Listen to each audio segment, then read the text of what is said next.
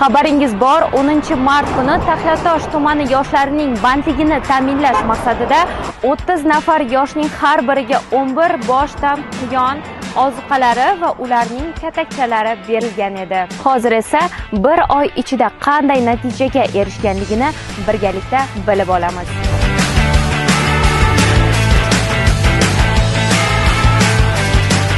Men Recep Iskandar, Taxiatosh rayoni Taxiatosh mahallasida istiqomat qilaman.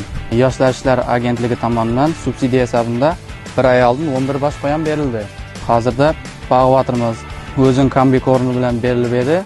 Hozirda 7 ta bo'lgan qo'shimcha biz jo'ng'ichiqa beryapmiz, ko'k cho'plar beryapmiz, gashir, kemqachaklar beryapmiz. Har qaysidan bir bo'lak mehrim tushdi ham uyimizning ichida ukalarim bilan har qaysini at qo'yib chiqdik. Qo'limda turgan qo'yonning ati Herkules.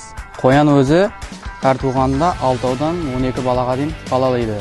Bu qo'yonlarni tez ko'payishi bo'lgandan keyin ulqaytib, yetishtirib, go'sht qilib xalqimizga sotamiz. Ham xalqimizga arzon go'sht mahsulotlari bo'ladi. Ham bizga shaxsiy foyda bo'lgandan keyin kelajakda bu qo'yonlarni yelida ko'paytib, chet ellarga eksport qilib o'yinda bor.